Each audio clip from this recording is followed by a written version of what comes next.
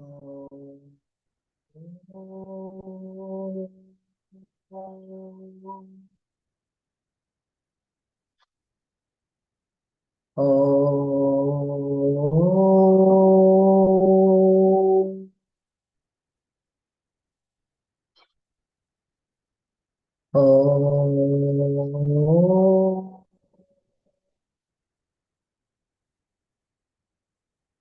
गुरुर्ब्रह्मा गुरुर्विष्णुः गुरुर्देवो महेश्वरः गुरु साक्षात् परब्रह्म तस्मै श्री गुरवे नमः। अखण्डमण्डलाकारं व्याप्तं येन चराचरं तत्पदं दर्शितं येन तस्मै श्री गुरवे नमः। श्रुतिस्मृतिपुराणानाम् आलयं करुणालयं नमामि भगवत्पादं शङ्करं लोकशङ्करम्। ॐ सहना भवतु सहनौ भुनक्तु सह वीर्यं करवावहै तेजस्विनावधीतमस्तु मा विद्विषावहै। ॐ शान्ति शान्ति शान्तिः। नारायणं नमस्कृत्य नरं चैव नरोत्तमं देवीं सरस्वतीं व्यासं ततो जयमुदीरये। ॐ श्री परमात्मने नमः। श्रीमद्भगवद्गीता पञ्चदशोऽध्यायः। श्रीपुरुषोत्तमयोगः। श्रीभगवानुवाच ऊर्ध्वमूलमधः शाखम् अश्वत्थं प्राहुरव्ययम् छन्दांसि यस्य पर्णानि यस्तं वेद स वेदवित् अधर्षोर्ध्वं प्रसृतास्तस्य शाखा गुणप्रवृद्धा विषयप्रवालाः अधश्च मूलान्यनुसन्ततानि कर्मानुबन्धीनि मनुष्यलोके न रूपमस्येह तथोपलभ्यते नान्तो न चादिर्न च सम्प्रतिष्ठा अश्वत्थमेनं सुविरूढमूलम् असङ्गशस्त्रेण दृढेन चित्वा ततः पदं तत्परिमार्गितव्यं यस्मिन् गता न निवर्तन्ति भूयः तमेव चाद्यं पुरुषं प्रपद्ये यतः प्रवृत्तिः प्रसृता पुराणी निर्मानमोहाजितसङ्गदोषा अध्यात्मनित्या विनिवृत्तकामाः द्वन्द्वैर्विमुक्ता सुखदुःखसंज्ञैर्गच्छन्त्यमूढा पदमव्ययं तत् न तद्भासयते सूर्यो न शशाङ्को न पावकः यद्गत्वा न निवर्तन्ते तद्धाम परमं मम ममैवांशो जीवलोके जीवभूतः सनातनः मनः षष्ठानीन्द्रियाणि प्रकृतिस्थानि कर्षति शरीरं यदवाप्नोति यच्चाप्युत्क्रामतीश्वरः गृहीत्वैतानि संयान्ति वायुर्गन्धानि वाशयात् श्रोत्रं चक्षुः स्पर्शनं च रसनं घ्राणमेव च अधिष्ठाय मनश्चायं विषयानुपसेवते उत्क्रामन्तं स्थितं वापि भुञ्जानं वा गुणान्वितं विमूढानानुपश्यन्ति पश्यन्ति ज्ञानचक्षुषः यतन्तो योगिनः शयनं पश्यन्त्यात्मन्यवस्थितं यतन्तोऽप्यकृतात्मानो नैनं पश्यन्त्यचेतसः यदादित्यगतं तेजो जगद्भासयतेऽखिलम् यच्चन्द्रमसि यच्चाग्नौ तत्तेजो विद्धि मामकम् गामाविश्य च भूतानि धारयाम्यहभूत् गामाविश्य च भूतानि धारयाम्यहमोजसा पुष्णामि चौषधिः सर्वाः सोमो भूत्वा रसात्मकः अहं वैश्वानरो भूत्वा प्राणिनां देहमाश्रितः प्राणापानसमायुक्तः पचाम्यन्नं चतुर्विधम् सर्वस्य चाहं हृदि सन्निविष्टो मत्तः स्मृतिर्ज्ञानमपोहनं च वेदैश्च सर्वैरहमेव वेद्यो वेदान्तकृद्वेदविदेव चाहम् ॐ तत्सत् सर्वं श्रीकृष्णार्पणमस्तु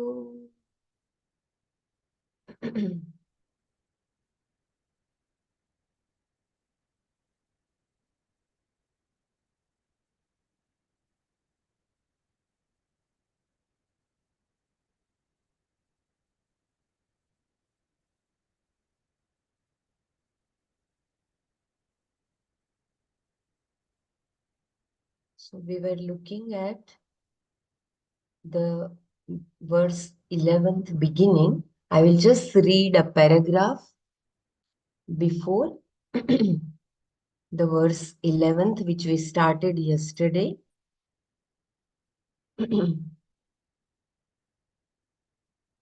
The I sense is dependent upon consciousness, the real meaning of the I. With the immediate recognition of I being self-evident consciousness, whenever I use the word I mean that consciousness which apparently assumes various incidental forms. I repeat, the I sense is dependent upon consciousness, the real meaning of the I.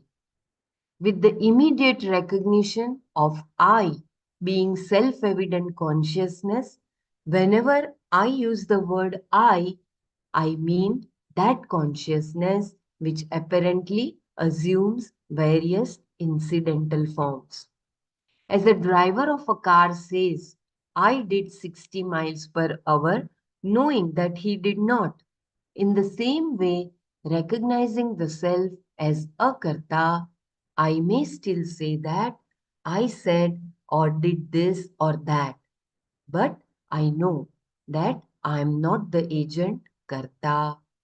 There is a clarity about the I here. Shankara introduces the next word with some, however, to make it clear that these people are unlike those of the last pada of the previous verse, whose eye of understanding of Atma has been opened by the Shastra Pramana. The people under discussion here have been taught the Mahavakya by a qualified teacher, but they still need to put forth a certain effort. Yajnavalkya tells Maitreyi, everything becomes dear to you because of the love of yourself alone. Atmanastu kamaya sarvam priyam bhavati. It is from the Brihadaranya Upanishad and immediately follows with the self is to be seen, heard of, reflected upon and contemplated upon. Atma has to be seen, drishtavya by you. How? Through the eye of wisdom, which has to be opened by a pramana. For that, we require Shruti, and therefore Yajnavalkya says Atma has to be listened to, Shrotavya. Once a person is adequately qualified, this is enough. If that is not the case, listening has to be followed by manana, reflection, and nididhyasana, contemplation.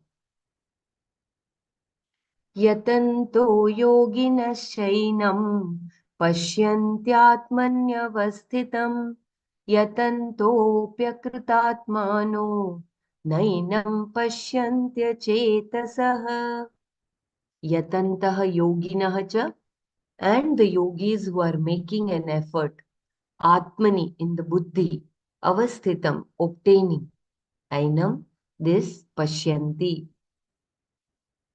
Pashyanti, see. Akritatmanah, those whose minds are not mature. Achetasaha, those who do not have discrimination. Yatantaha api, even though making effort. Ainam na pashyanti, do not see this Atma. Yatantaha yoginah cha, Atmani avasthitam ainam pashyanti akritatmana. Akrutatmanah achetasah yatantah ainam na pashyanti. And the yogis who are making effort see the self-obtaining in the buddhi. And those whose minds are not mature and who do not have viveka do not see this Atma even if they are making effort.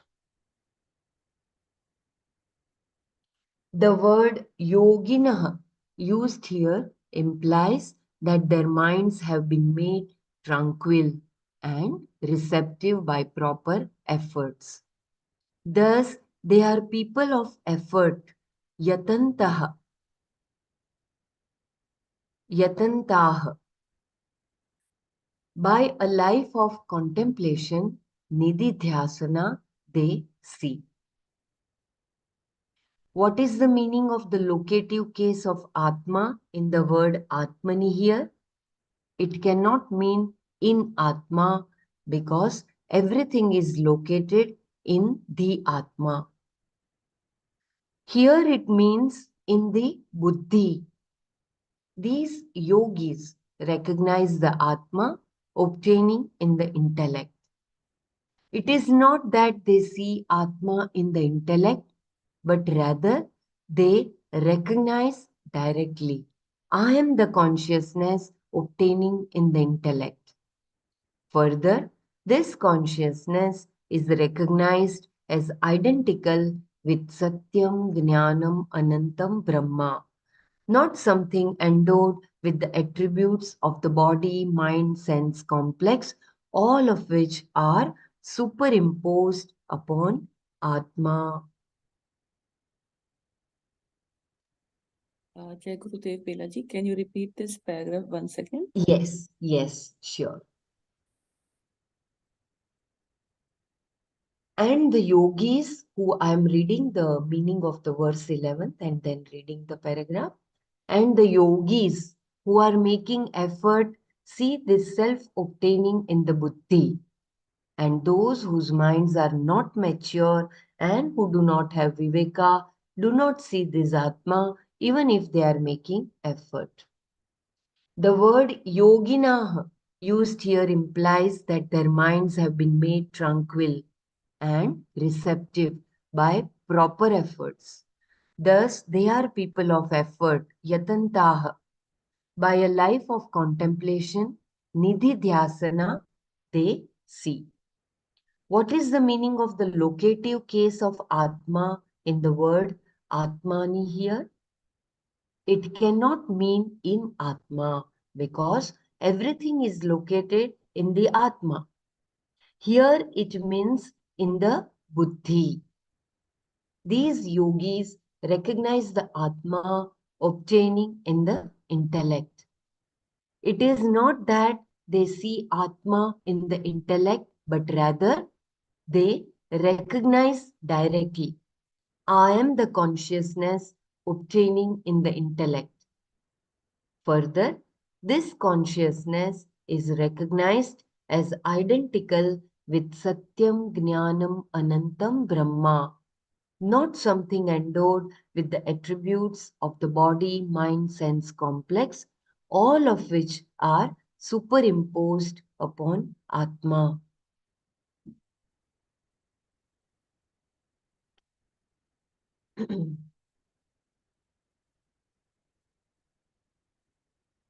Anyone would like to share?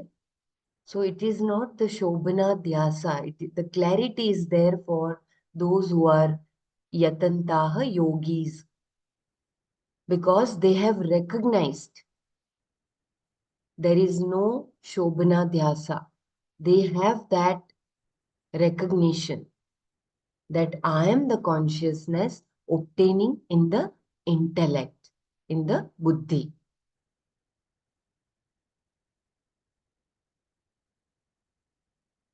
Please share your understanding. Inhibition-free mind, a sharp intellect. Gurudev says, no, these are the need. That four things Gurudev says, no, cure, free breath, and all that. That four lines. Yes, tranquil, Tranquil that mind, centers yeah. Hmm. and proper efforts.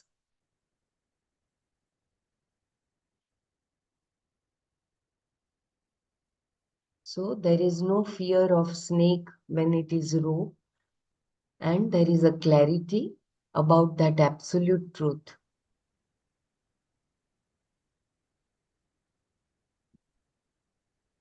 There is one part where it said, even if they put efforts, they were not recognized. Can you just read that again? Yes, it is in the meaning. And the yogis who are making effort see this self-obtaining in the buddhi. And those whose minds are not mature and who do not have viveka do not see this atma even if they are making effort. Those people without viveka buddhi, they will not be able to have those jnana chakshu through which they can see that oneness.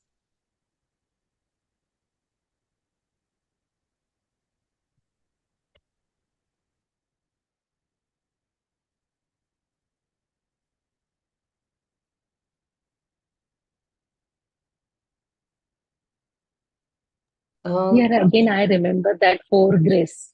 Atma.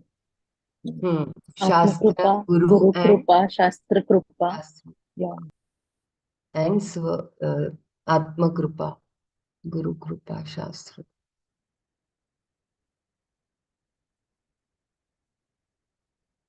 And Swakrupa, Ishwar Krupa. Ishwar Krupa, yeah. Ishwar Krupa.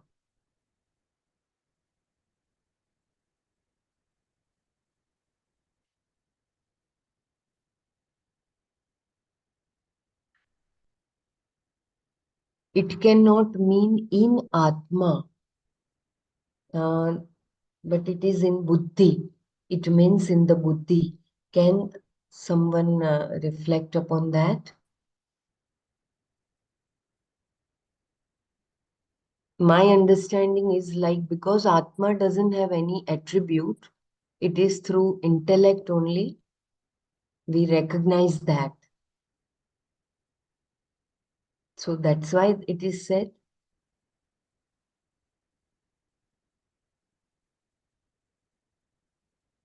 I will just read this paragraph up again and then if anyone can briefly highlight what is being said. I'm reading once again. The word yoginaha here used here implies that their minds have been made tranquil and receptive by proper efforts. Thus, they are people of effort, yatantaha. By a life of contemplation, nidhi dhyasana, they see.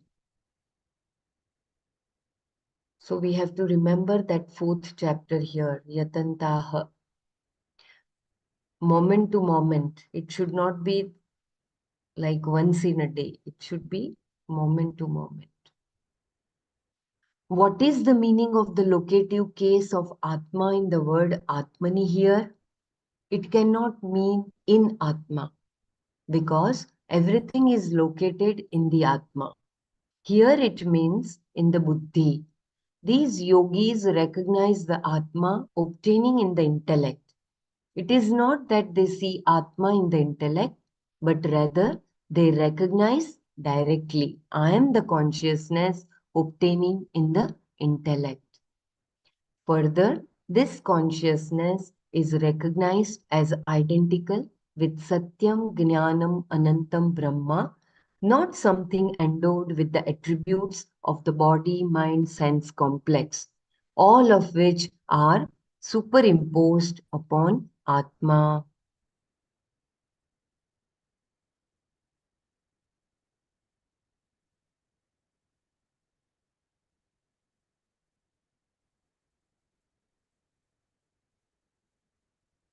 Should I read further for better understanding? Or someone wants to share?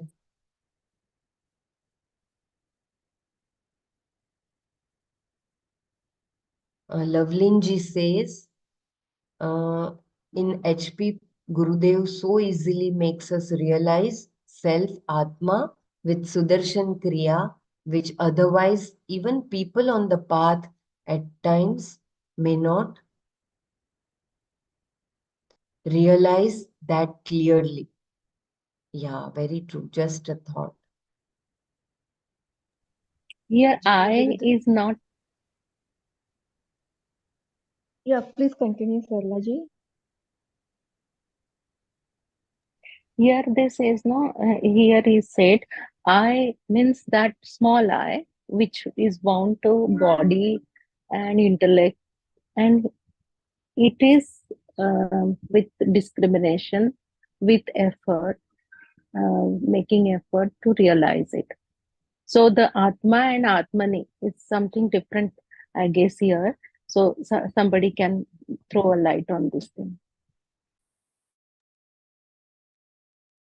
Jai Gurudev, I think here, see, end of the day, the Buddhi intellect is also a part of the Prakriti. Up to Ahankar, everything is part of the Prakriti. Beyond that, only the the field of Atma starts. So, the intellect is what basically whatever information you are getting through the senses, that is the mind is collecting all the information if it is alive at that point, alert at that point. And whatever information comes through the mind, on that, yes, no, good, bad, all these things that intellect is giving the judgment or what is to be done, what is not to be done. So, intellect is also a part of the Prakriti. And that is also a part of Maya till the time it is connected towards the Mayavi Jagat or the outer world.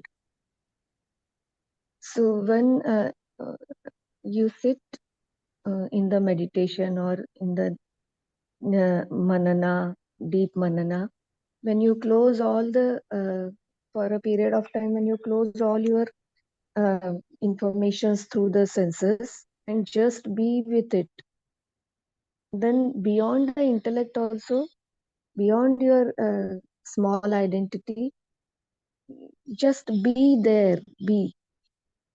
And then whatever is there, it is that Atma only. And this very beautifully actually Gurudev has given us in advanced courses. We take it like, see, if you look at the whole advanced course in totality, then actually nothing but all this, whatever we are reading and doing the manana, the same thing he is giving us at the experiential level.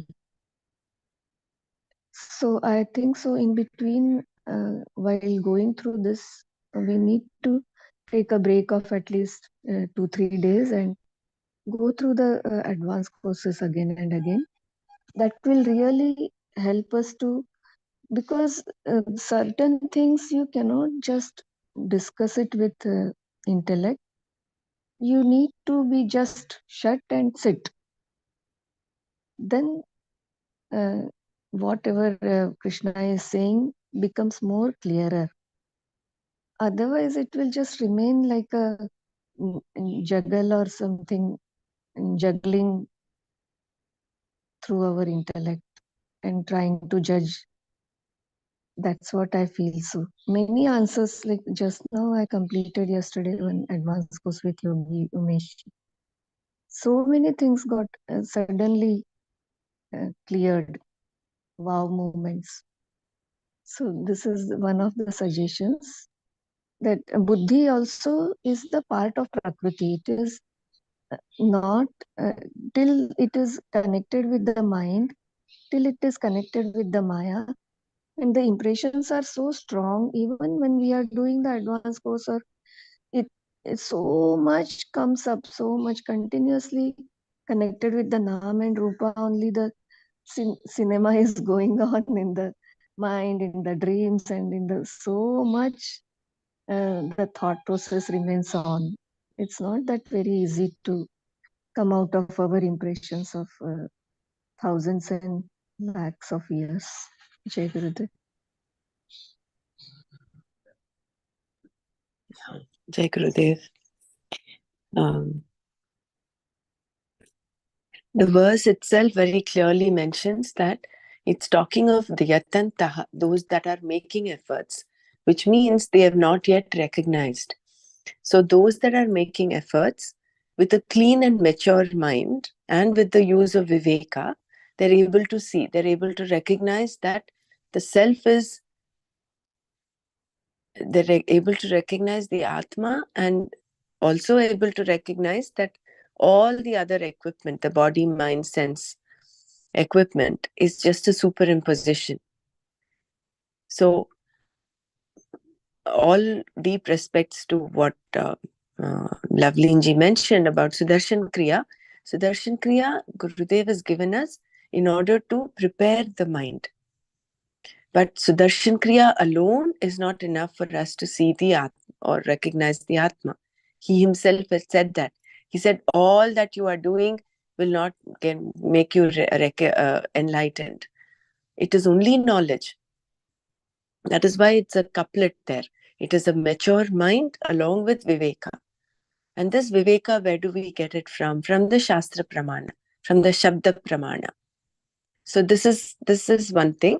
The second one, when we talk about Atmani, because this person is a Yatantaha, he is one who is still not recognized. He's making efforts to recognize. So where is he going to recognize that?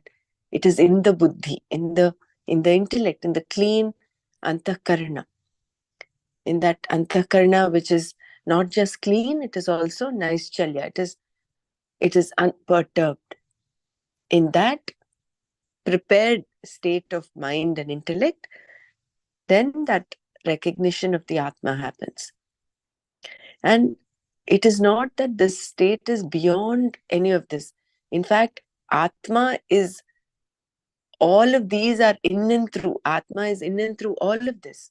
It's like just like the sun shining through, putting its light across through all different parts of the world and the universe.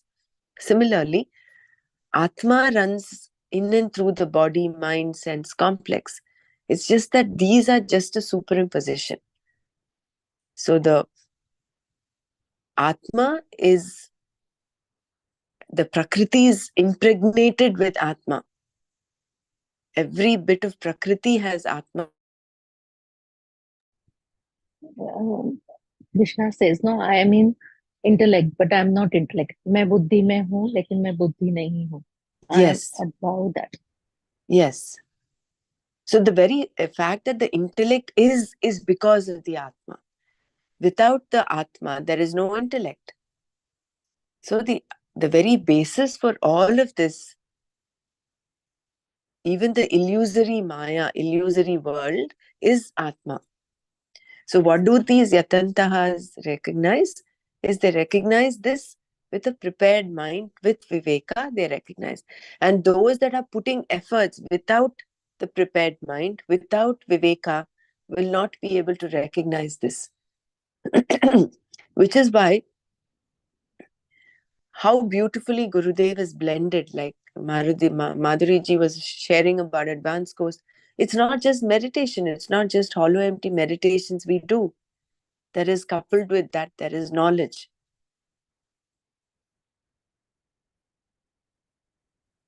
Even in the happiness program, it's not just the Sudarshan Kriya that we do. Alongside that is those 5 beautiful points, which is nothing but knowledge. So there is this, these two have to go together. And also in the happiness program, we have that process of who you are, who are you. So ultimately given. And eye gazing, you see, eye gazing also is such a, means sarva bhutanam, seeing oneness in all the bhutas. And in the advanced course, ultimately when you go into deep meditation, asangoham, asangoham, asangoham, punah punah. That Brahma Jnana is always there. He has blended everything in that. And you are experiencing it. Such a beautiful. And what Madhuriji has told us is clearly correct. We have to be doing advanced courses. And with this knowledge, we'll grow into it. Jai Gurudev. Actually, Can we it read goes this? hand in hand. It is hand in hand. Both is needed.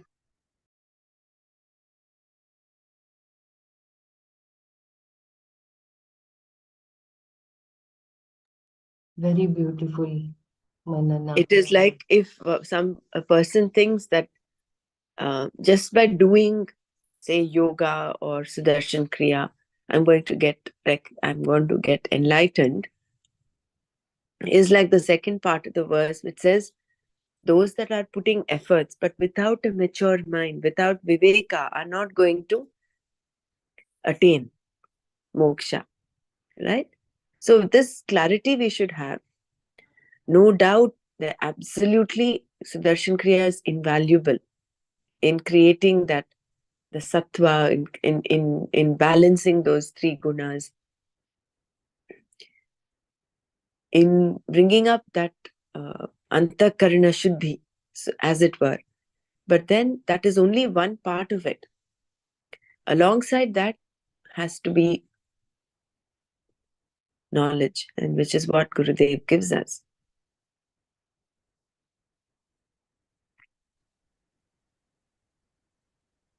Didi, in Sudarshan Kriya as well as advanced courses, we get the glimpses of Atma, and then it gets more and more unfolded with knowledge, isn't it? So we love to then, our intellect wants to unfold it and know about it more and more with knowledge. I'm not sure whether it's a glimpse of Atma or it is a mind that is very, very tranquil, wherein it is only, we're only reaching the Karana Sharira. Like in deep sleep, when you are completely rested. Isn't it? Because Bhagwan himself says, Yam yad gatva na nivartante tad dham paramam mama. So once you reach there, it is the point of no return. But in our experience, we seem to have a beautiful experience, but we're coming back again to this world of samsara again and again. So probably that is just that veil is still not completely removed. There is that veil of ajnana which is still there. So can't say whether that is a glimpse of Atma. It's a glimpse, no doubt, of purity, of tranquility. Because once you reach that once you recognize Atma, it's a point of no return, which is what the Okay. Shastra tells us. So it So must be some place very close to that, not exactly that, but just close to that. therefore, When we we are talk doing of a this glimpse of manana Atma. of the knowledge. Huh? To establish in that knowledge, we are doing this manana. Yeah. It helps us. So for that, nididhyasana is important. Because we That still is, have those pratibandhakas, no? Pratibandhakas and that the orientation that I am the body, I am the mind, that is still there. So as long as that is there, the recognition of Atma does not happen. Actually, I think the sattva is at the highest because rajas and tamas has subsided, and we Right. are well rested, Mhm. and we love to know more. We are awareness is high, and love to have a knowledge about it. So we like to do again and again all the processes what we learn we do in advanced course. So sattva is at high, I think. Which is very true. Very true. And we learned in the 14th chapter that we need to go even beyond that. Sattva is characterized by pleasure and knowledge, isn't it? So we need to go to the state which is gunatita. So dropping even this. The reason I'm saying this is we will be fooling ourselves that we've reached some place when actually we have not. So I suppose it is not to discourage any of our practices. Absolutely not. They are very, very essential. At the same time, pursuing knowledge alongside that and then contemplating. I think after having done Shravana, Manana, Nididhyasana is important, where slowly the orientation, the association that we have with the body, mind, sense complex, that also dissolves. Which is, see, all this requires effort, requires commitment, requires some element of discipline, which is why the 4 pillars of knowledge. And Bhagwan himself says, Manushyanam sahasreshu kaschityatapi siddhaye yatataamapi siddhanam kaschinmam veti tattvataha. So of the thousands and millions of people who pursue this knowledge, there is someone that will actually recognize it. Again, not to discourage, but just to say that that path is so very sharp. It says Kshurasya Dara. I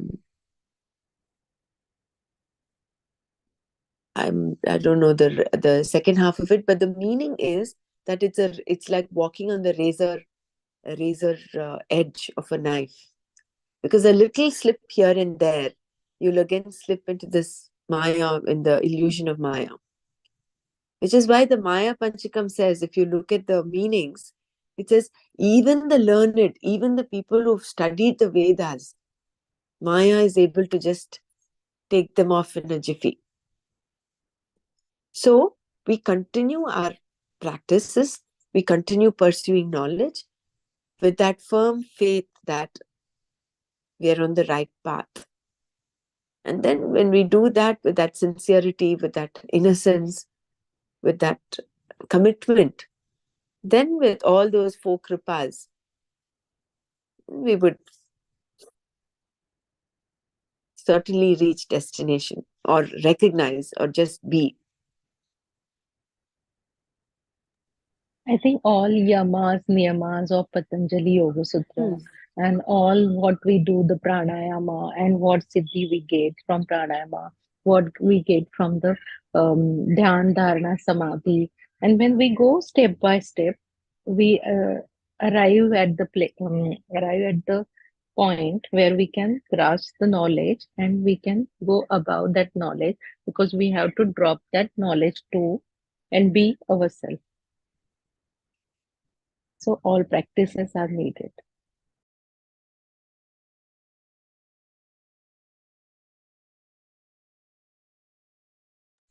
We are inching towards it. Be confident. We'll reach. Yes. We get this, the axe has to be sharpened with viveka Sharpened. and by this purusharth Vairagya, Vairagya. nishchaya. Purusharth nishchaya, where Shankara says that the desire to be free is converted into the desire to know, that jigyasa. So it is that commitment that he was talking about, that nishchaya you have to take, so that this the moksha which we are talking, that moksha is understanding it in way that not the desire to be free, but it should be converted into desire to know. So that, and that was mentioned in that the axe has to be sharpened with viveka. So it is basically the commitment, the nishchaya which has to be so strong that you don't get disturbed while walking on this path. You, whatever is happening along with, like Sarla ji gave an example of herself. She was in pain, but she had that strong desire, or you can say that the inner strength was so strong that she could overcome that pain. So it is that commitment which we make to ourselves that helps to evolve and makes you more like stronger, and have that faith in God, so that all things which are happening doesn't affect you while walking on this path. Yes.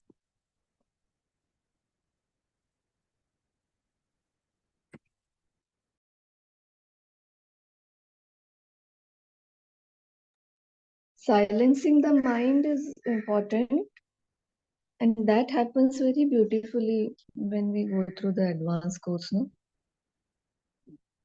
It helps a lot to silence the mind and to experience something so subtler.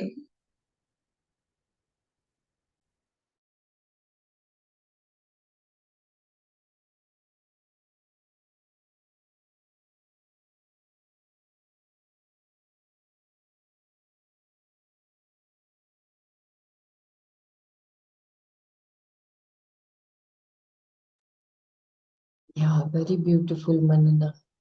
May I read further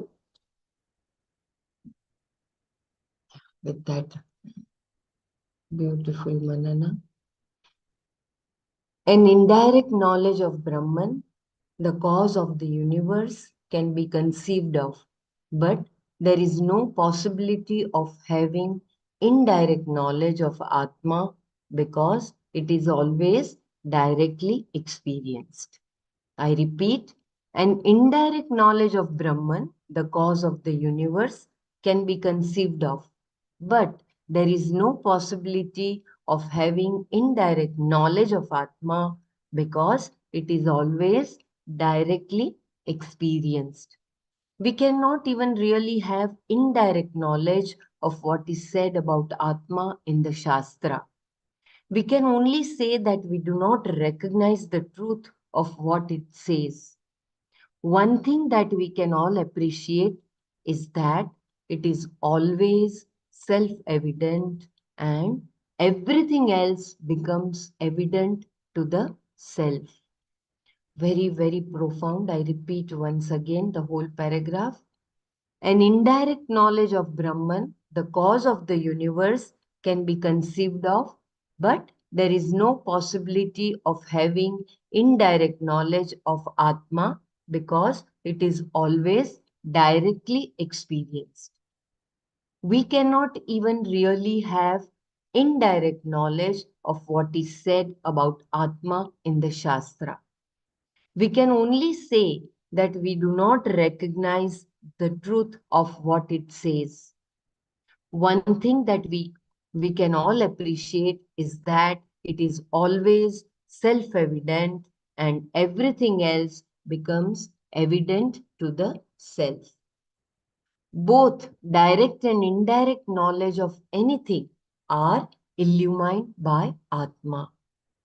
You are the one who lights up both a cognition arising from perception and one born of inference, etc. Whether the object is directly or indirectly known by you, you light up the relevant thought form. This self-evident Atma that illumines everything has to be recognized as Param Brahma. So beautiful. Most seekers must make effort for nishtha in this knowledge. That is why Yagyavalkya mentions all the three Shravana, Manana and Nididhyasana as the means to seeing the Atma. Only a very few require just Shravana, that is, only the exposure to the Pramana. This was the case for Shvetaketu in the Chandogyopanishad. Though he was shown the truth through the statement Tat Tvamasi, that thou art, 9 times by his father, that alone was adequate for him to gain the knowledge. Even the 6 students of Prashnopanishad understood immediately what the teacher Pipalada told them. Similarly, when Narada went to Sanat Kumara, he understood the Bhuma Vidya, the knowledge that I am Brahman, immediately on being taught. All the students recognized this immediately. But then we also see people being described in the Shastra as doing meditation, upasana, and practicing austerities, tapas.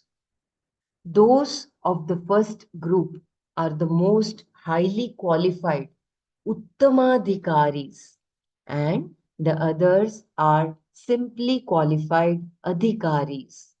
They must make effort. I read this again. Most seekers must make effort for nishtha in this knowledge. Just now, Dr. Savitaji said this, Purushartha. I repeat, most seekers must make effort for nishtha in this knowledge. That is why Yajnavalkya mentions all the three Shravana, Manana and Nididhyasana as the means to seeing the Atma. Only a very few require just Shravana, that is, only the exposure to the Pramana. This was the case for Shvetketu in the Chandogya Upanishad. Though he was shown the truth through the statement Tattvamasi, that thou art, 9 times by his father, that alone was adequate for him to gain the knowledge. Even the 6 students of Prashnopanishad understood immediately what their teacher Pipalada told them. Similarly, Can we know the 6 questions that 6 students the teacher asked? Can they recognize? Prashnopanishad. I think that I He really sent don't. somewhere and Yeah, asked we had who went. Nanaji Yeah, he had. has told the story. Yeah.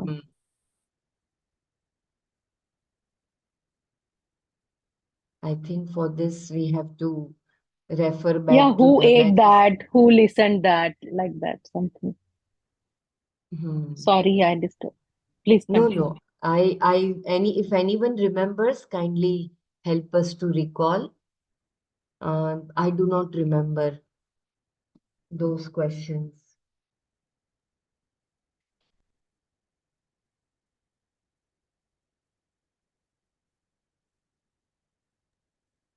Annam Brahma, Prana Brahma, that one. He goes back every time and then Yeah, comes correct, back. correct. Yeah. And lastly, then he says, automatically he becomes He doesn't speechless. come back. Yeah, correct. So he That is starts from from the the top. Taittiriya Upanishad. Prashnopanishad, I don't know, don't remember the questions. But what you shared just now, this Annam, Pranam, Mano, intellect, all this is from the Taittiriya Upanishad.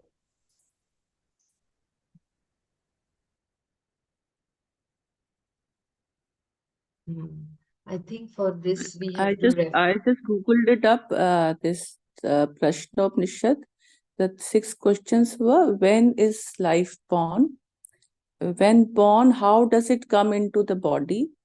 Third, when it has entered the body, how does it abide? And fourth is, how does it go out of the body? And the fifth is, how does life interlace its relation with nature and senses? And sixth is, how does life interface with self? This is, I just googled it up, the 6 questions of. Yeah, Dhanyavad. So beautiful questions. Yeah.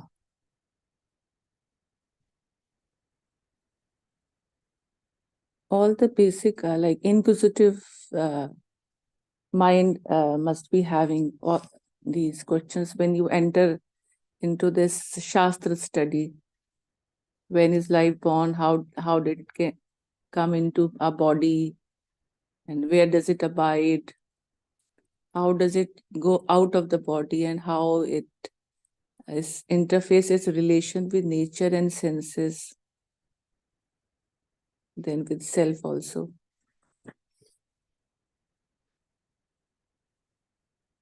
In this Prashnopanishad, they have mentioned some Pancha pranas. Yeah. You can carry on.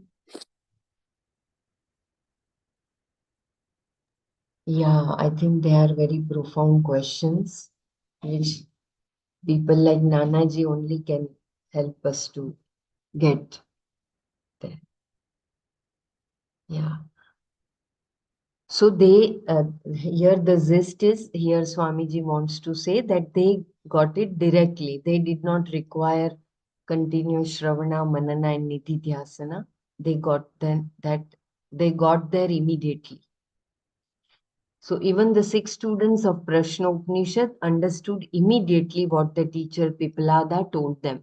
Similarly, when Narada went to Sanat Kumara, he understood the Bhuma Vidya, the knowledge that I am Brahman, immediately on being taught. All the students recognized this immediately. But then we also see people being described in the Shastra as doing meditation, upasana, and practicing austerities, tapas. Those of the first group are the most highly qualified, uttamadhikaris, and the others are simply qualified adhikaris. They must make effort. Those who lack maturity do not see in spite of effort. Mere effort is not enough, however. A certain type of mind is required for those efforts to be meaningful.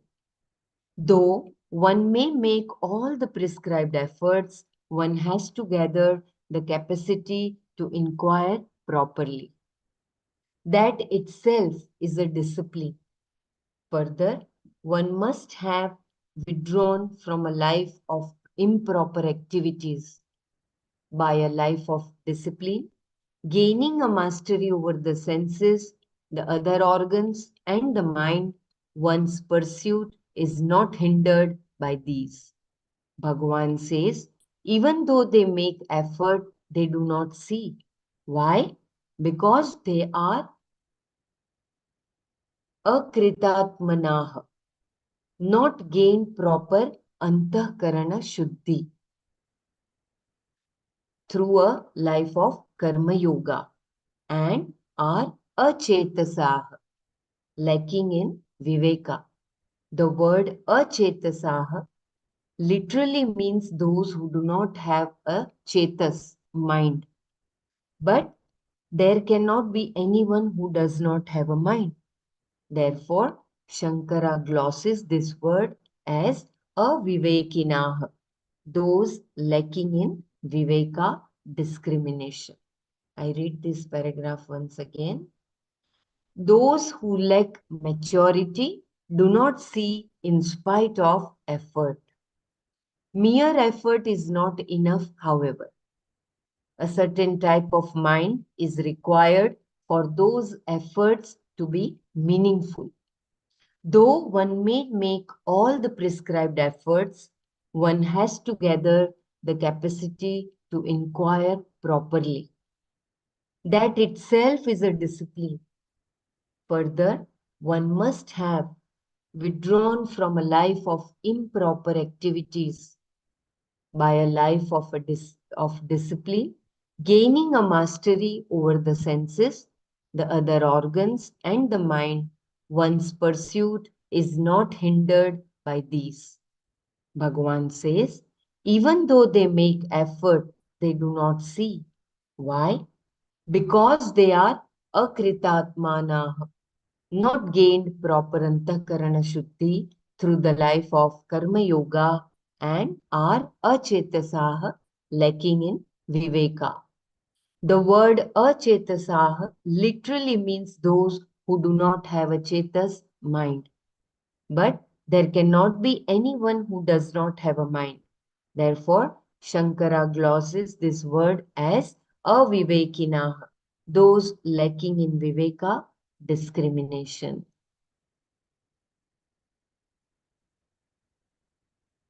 So when all the raga dveshas are removed, when with the pure antakarana only, you can overcome that akritatmana, achetasa, and avivekina.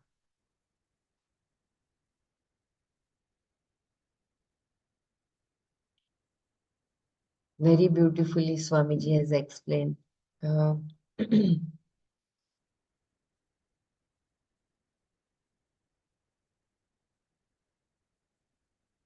You want me to read once again? Please let me know.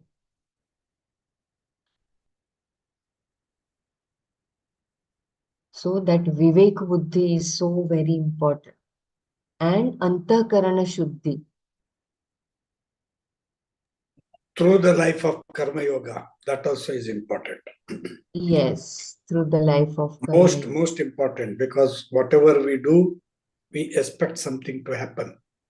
That also should not be there. We have to just do for the sake of doing. Karma, you know. Karmanye vadikarastu. That to be in that, always in that mindfulness is very tough, you know. That is what is Antakarana Shuddhi. And withdrawing all the senses. And we have to forget our body. Most important. For the first thing is this body is not me. We should not, when we close our eyes, we cannot say this is my body. We have to say this body.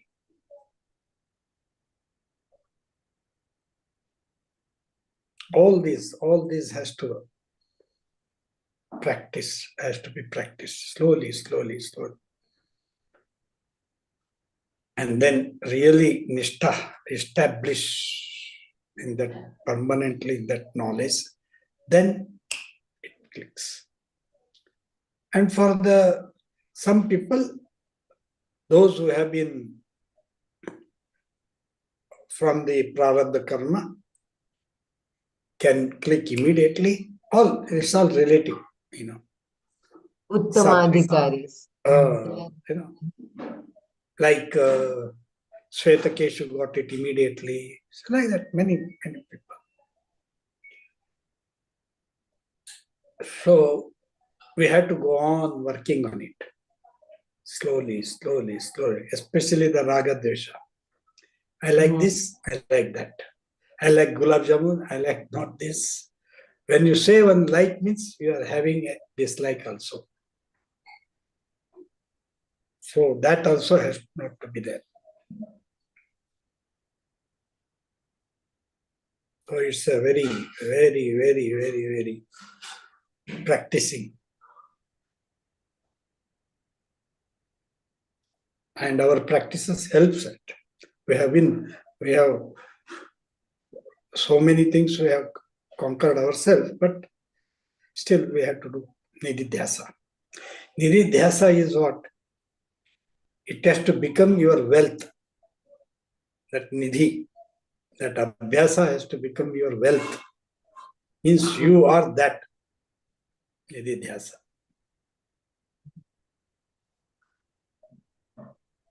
Until that you have to be practicing. Yeah. Yoga, kushalam, karmasu kushalam, that's what. Karmasu kaushalam. Kaushalam, you see. That skill in action. It has to happen automatic. That is what is karma yoga.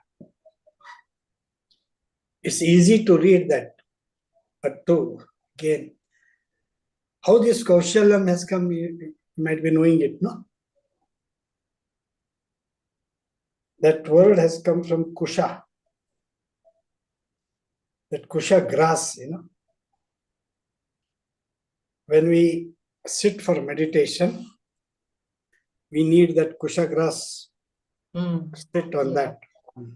So, to cut that kusha, you need skill, it seems. Otherwise, it will cut your hand. You have to make a complete bundle and then cut it. So that skill to cut that kusha is kaushalya.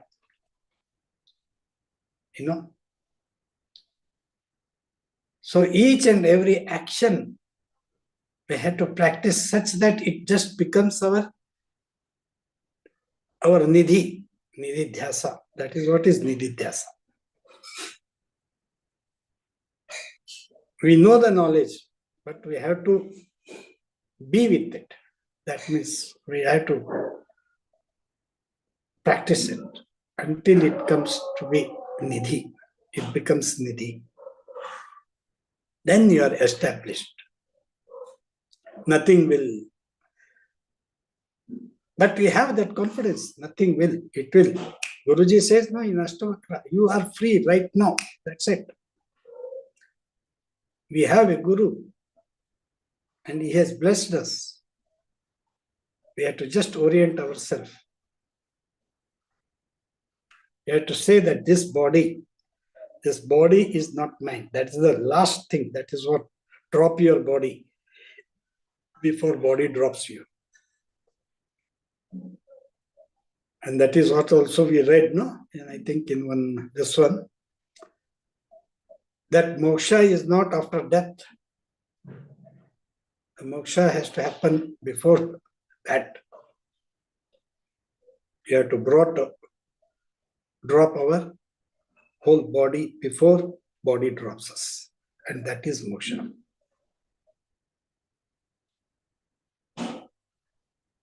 Jai Gurudev.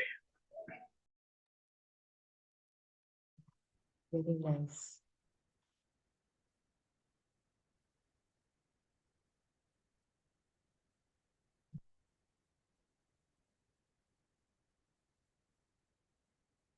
We have to remember it is possible through karma yoga, through a life of karma yoga, and through abhyasa and vairagya.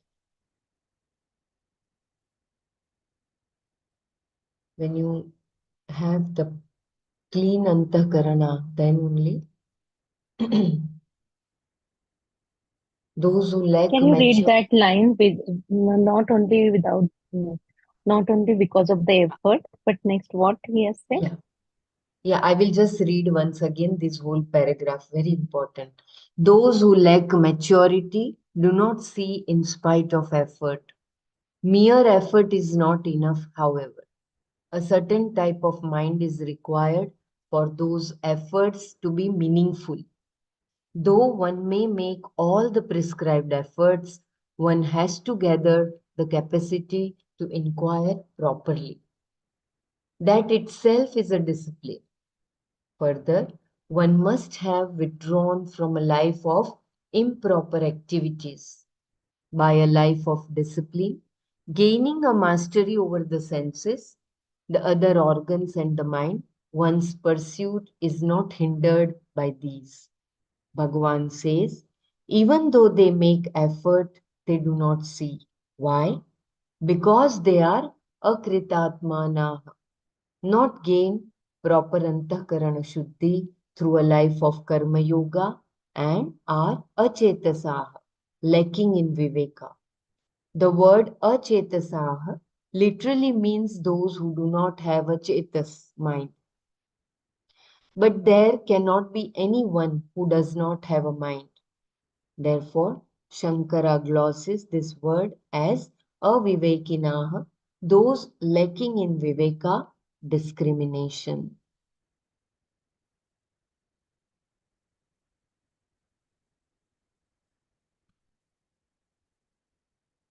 Since I hope I can read further, we will just read for a few minutes and then we will stop for our meditation. And since Vedanta works in some cases and not in others, we have to understand that something more than pramana is required, a prerequisite. As in seeing, mere eyes are not enough, but eyes that are free from defects are required. Then the eyes are a pramana. Since there is only one Atma, there is no possibility of Atma being different in the vision of Vedanta. If Vedanta is a means of knowledge, whoever listens should see the same Sat Chit Ananda Atma. But it does not happen that way. Therefore, if one person sees this and another does not, and if Vedanta is looked upon as a pramana, then the problem lies with the one who wants to understand. If Vedanta is not looked upon as a pramana, it becomes a mystical experience. Once it is a pramana, Vedanta should reveal the nature of the immediately available Atma, because the samsara that this knowledge is supposed to resolve is also immediately available aparoksha. If I have committed a mistake that is aparoksha, the correction of that mistake must also be aparoksha. I read it once again. Since Vedanta works in some cases and not in others, we have to understand that something more than pramana is required, a prerequisite. As in seeing, mere eyes are not enough, but eyes that are free from defects are required. Then the eyes are a pramana. Since there is only one Atma, there is no possibility of Atma being different in the vision of Vedanta. If Vedanta is a means of knowledge, whoever listens should see the same Sat Chit Ananda Atma. But it does not happen that way. Therefore, if one person sees this and another does not, and if Vedanta is looked upon as a pramana, then the problem lies with the one who wants to understand. If Vedanta is not looked upon as a pramana, it becomes a mystical experience. Once it is a pramana, Vedanta should reveal the nature of the immediately available Atma, because the samsara that this knowledge is supposed to resolve is also immediately aparoksha. I'm sorry, I read it once again. Once it is a pramana, Vedanta should reveal the nature of the immediately available Atma, because the samsara that this knowledge is supposed to resolve is also immediately available, aparoksha. If I have committed a mistake that is aparoksha, the correction of that mistake must also be aparoksha.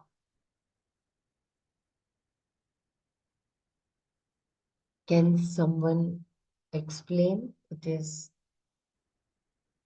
the last line. Once it is a pramana, Vedanta should reveal the nature of the immediately available Atma, because the samsara that this knowledge is supposed to resolve is also immediately available, aparoksha.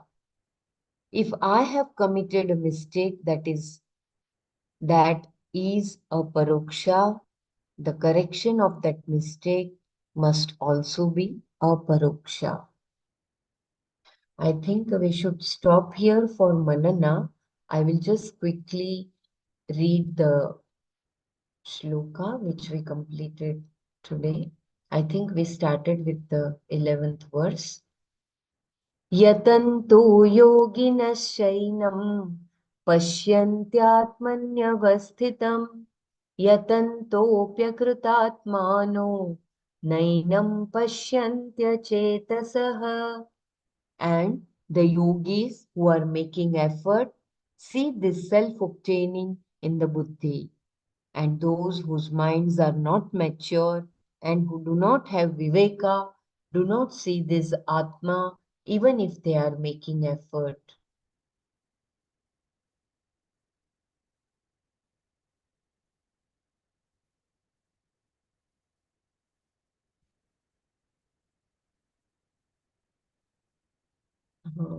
I think Aparoksha means not immediate, means indirect. Indirect. Indirect, that is what. Belaji, if you Can could we have read read that? the following Can- paragraph, like the next paragraph, it was mentioned the aparoksha jnana and pramana. Mhm. It could have been a clearer picture. Okay, Like I will read. No problem. yeah. I will read once again. Atma cannot be known by perception or inference, because being yourself, it cannot be objectified. The only pramana that will work is, oh, I'm sorry, I think.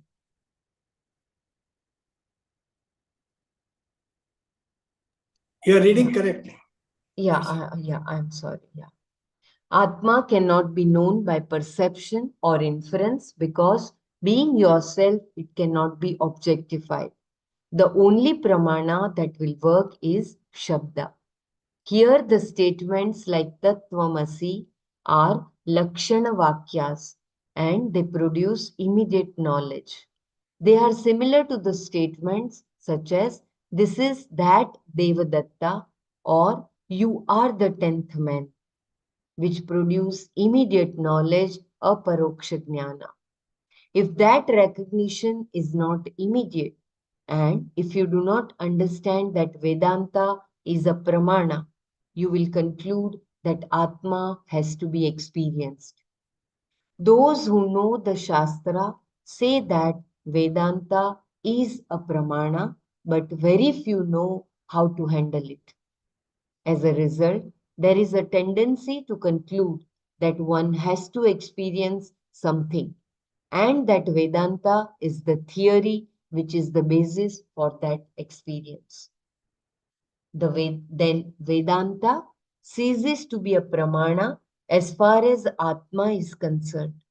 If Vedanta does not give you immediate knowledge of the self-evident Atma, which is always available and which is the basis for every experience, then Vedanta is not a pramana for Atma.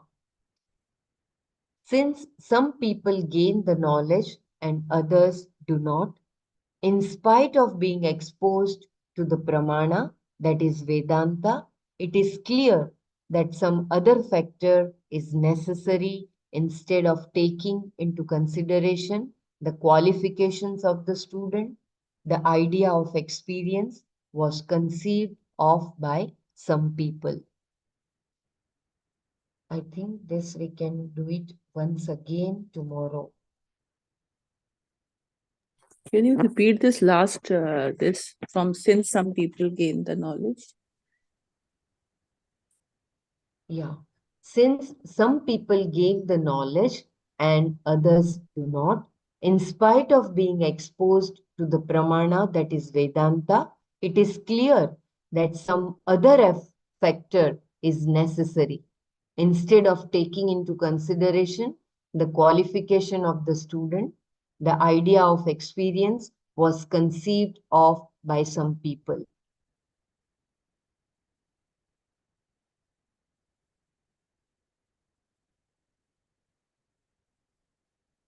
This problem is compounded by the use of the word anubhava in the Shastra, typically translated as experience.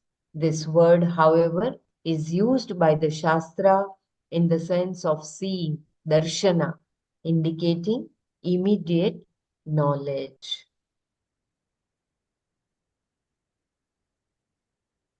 So it is more on becoming. More on just being, not experiencing, not, it is self-evident. Atma is self-evident. And this very beautifully talks of how just having Shastra Pramana alone is not going to be making us reach the goal. Even reaching the goal is not right, because you are the goal there.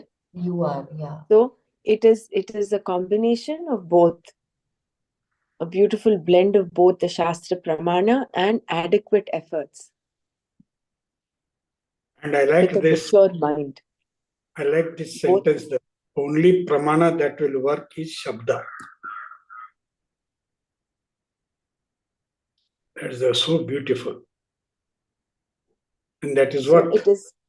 If a person, if you have just people following Shabda Pramana, that is not going to give them enlightenment. What is required immediate is knowledge. Yeah, it is knowledge coupled with adequate efforts to purify the mind, to prepare the mind. Which is what Swamiji is alluding to here, saying just that is not enough. So there must be some other factor that determines, because not everybody who is exposed to the Shastra Pramana are enlightened. Yeah, the example of eyes, no, as in seeing mere eyes are not enough, but eyes that are free from defects are required. Defects, yeah. So that defects in our mind have to be purified. That is why that Antahkarana Shuddhi is required. Again, it all zeroes down for us as seekers to become pure karma yogis. We'll have to work on that first rung where we get rid of our raga dveshas, purify the mind.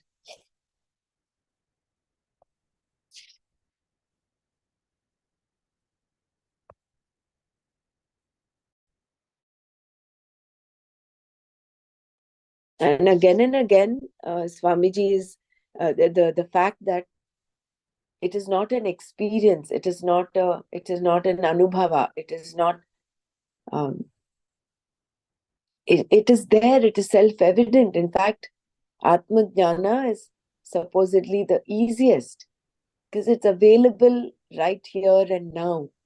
It is not somewhere, something beyond. It is here now. It is not the object. It is asti, bhati, priti. So that is there, evident, that is there. It is existent in all the three states of being, in all the three realms of time. It's just that we think, oh, we have to go beyond this, or we have to go there, we have to experience something. There's no experiencing there. It is only recognizing. It is just being.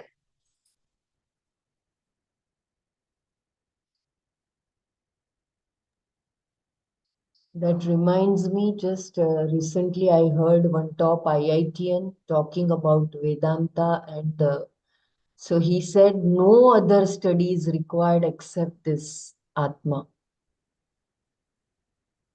He has won some Nobel Prize, and he was talking, addressing the intellects.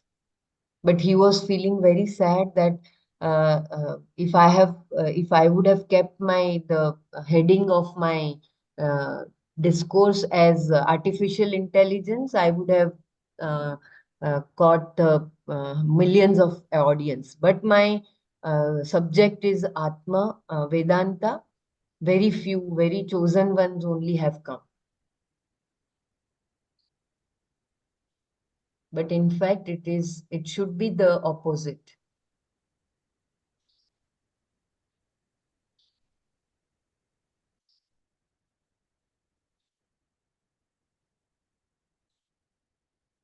The Yuga effect, Kali Yuga effect.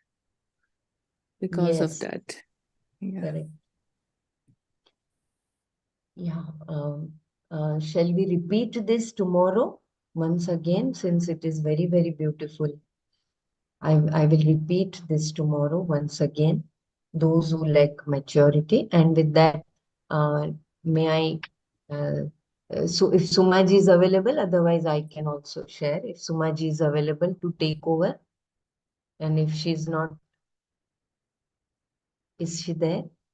Yeah, you want me to play Maya Panchakam first? Yeah, kindly say the Shanti mantra and then kindly help, yeah, Maya Panchakam and then Brahma Jnanavari. Dhanyavad, Sumaji. Yeah. I joined quite late, though I was listening in between on YouTube. Very beautiful session and lot of things to clarify and contemplate, I thought. So I went back to that Prashna Upanishad. It is different from those questions that Annam Brahmam, Jnanam Brahmam. It's different from that. It is about, those 6 questions are about life and connection with life. So maybe we need to check that out as well. I just thought I'll clarify that.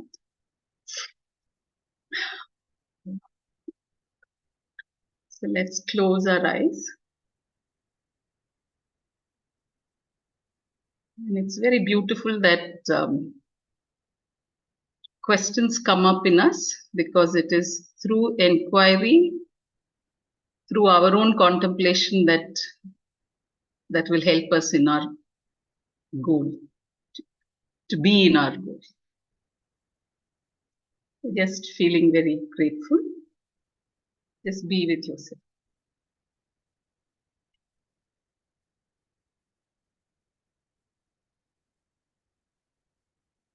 Loka samasta sukhino bhavantu.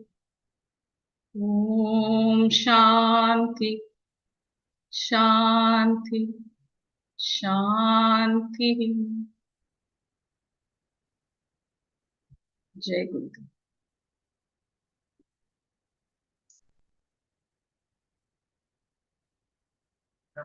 Happy New Year to all of you. I missed the class last week, but I came back today. Thank you.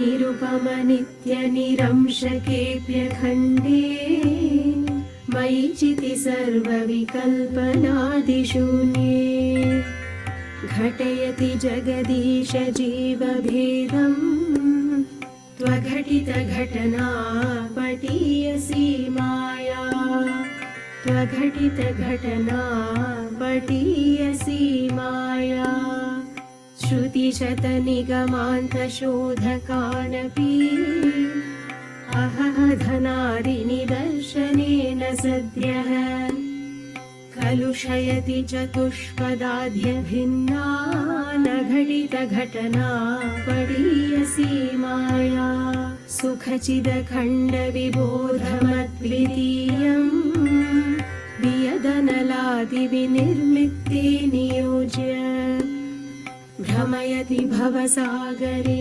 नितान्तम् त्वघटितघटना पटीयसी माया अपगतगुणवर्णजातिभेदे सुखचितिविप्रविडाद्यहङ्कृतिं च स्फुटयति सुतदारकेहमोहम् त्वघटितघटना पटीयसी माया विधिहरिहरविभेदमप्यखण्डे बत विरचय्य बुधानपि प्रकामम् भ्रमयति हरिहरविभेदभावान् घटितघटना पडीयसी माया त्वघटितघटना पडीयसी माया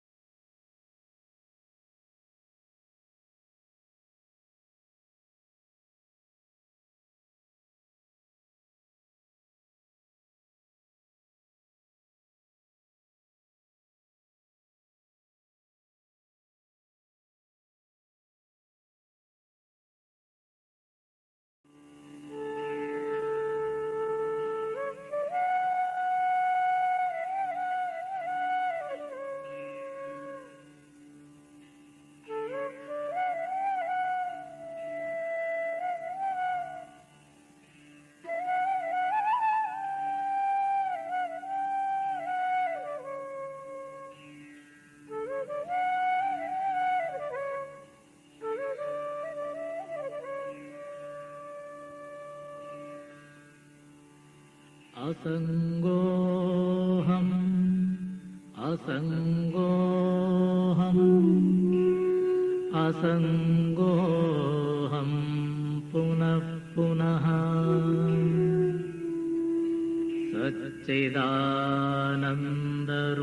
सच्चिदानन्दरूपोऽहम्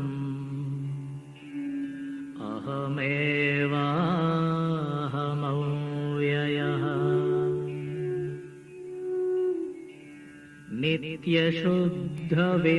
नित्यशुद्धविमुक्तोऽहम्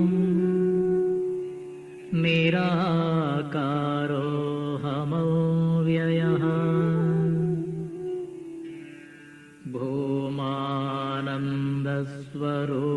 भूमानन्दस्वरूपोऽहम्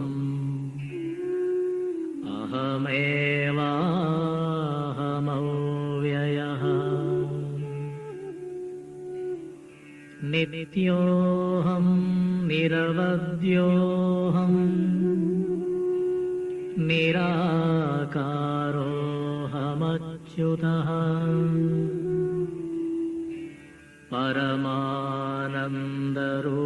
परमानन्दरूपोऽहम्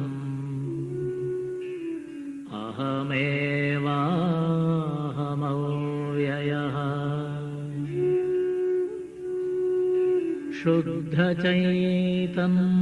शुद्धचैतन्यरूपोऽहम् आत्मा रामोऽहमेव च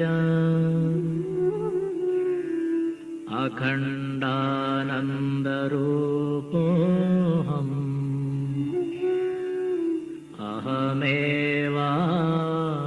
अहमेवाहमव्ययः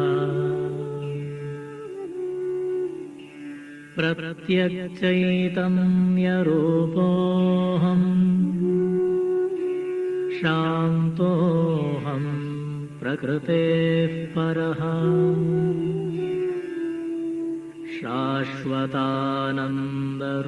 शाश्वतानन्दरूपोऽहम्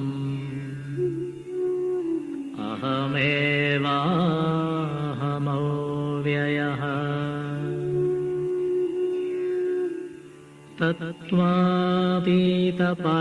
तत्त्वातीतपरात्माहम् मध्यातीतः परशिवः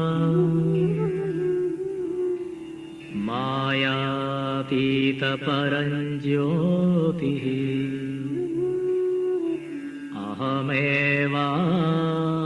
अहमेवाहमव्ययः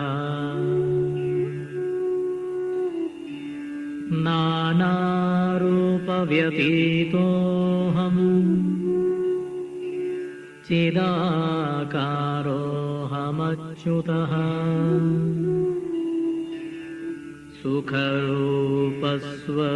सुखरूपस्वरूपोऽहम्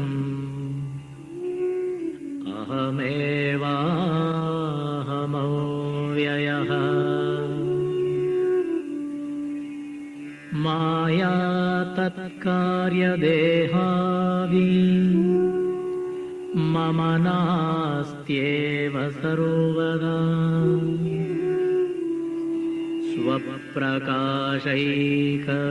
स्वप्रकाशैकरूपोऽहम्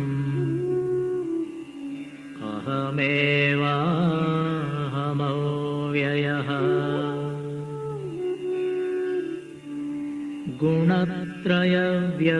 गुणत्रयव्यतीतोऽहम् ब्रह्मादीनां च साक्ष्यहम्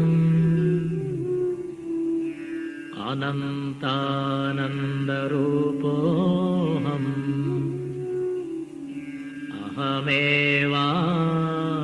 अहमेवाहमव्ययः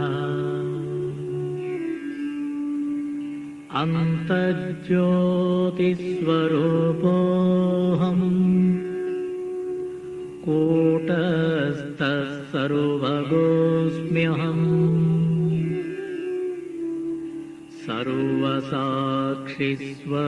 सर्वसाक्षिस्वरूपोऽहम्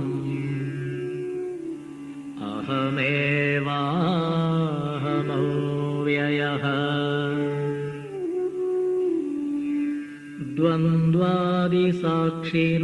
द्वन्द्वादिसाक्षिरूपोऽहम् अचलोऽहं सनातनः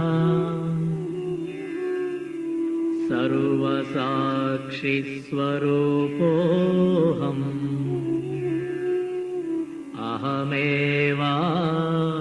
अहमेवाहमव्ययः प्रज्ञानघन एवाहम् विज्ञानघन एव च अकर्ताहम् अभोक्ताहम्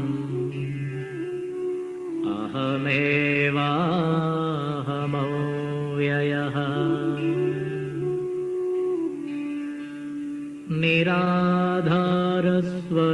निराधारस्वरूपोऽहम् सर्वाधारोऽहमेव च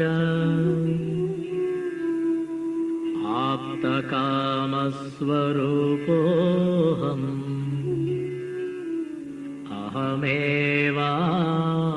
अहमेवाहमव्ययः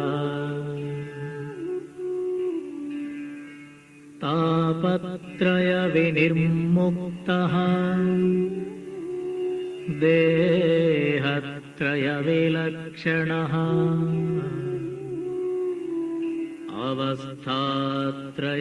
अवस्थात्रयसाक्ष्यस्मि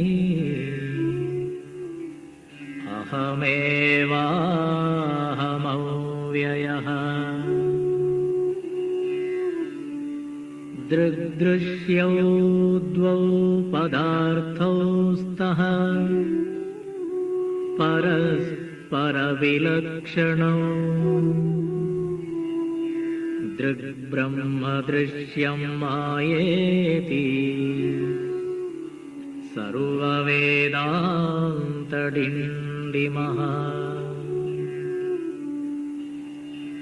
अहं साक्षीति यो विद्यात् विविच्यैवं पुनः पुनः स एव मुक्तः स विद्वान् इति वेदान्तडिण्डिमः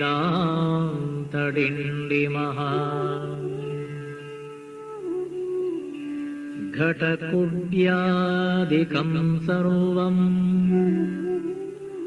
मृत्तिकामात्रमेव च तद्वद्ब्रह्म जगत्सर्वम् इति वेदान्तडिण्डिमः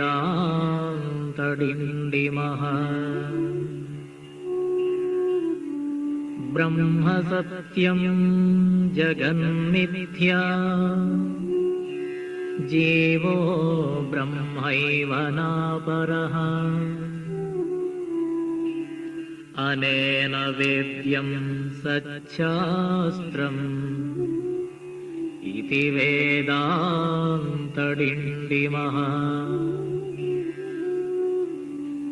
अन्तर्ज्योति बहिर्ज्योतिः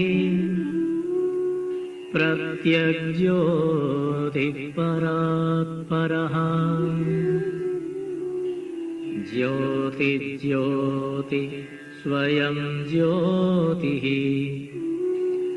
आत्मज्योतिः शिवोऽस्म्यहम् ज्योतिज्योति स्वयं ज्योतिः आत्मज्योतिः शिवोऽस्म्यहम्